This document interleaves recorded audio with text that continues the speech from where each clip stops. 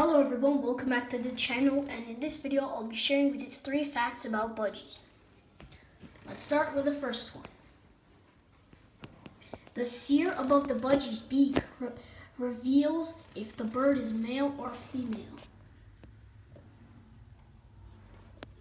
I've explained everything about male and female identification in an older video. Number 2. The budgierigar is a very social bird. The flock can have 3 to 100 members, and after rainfall, it can even have 1,000 members. Number 3. In the wild, budgies have only one color mutation.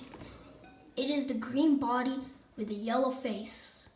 Yes, in the wild, budgies only have green color and yellow.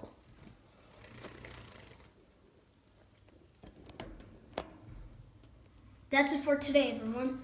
Thank you for watching. Please like and subscribe and enjoy our videos.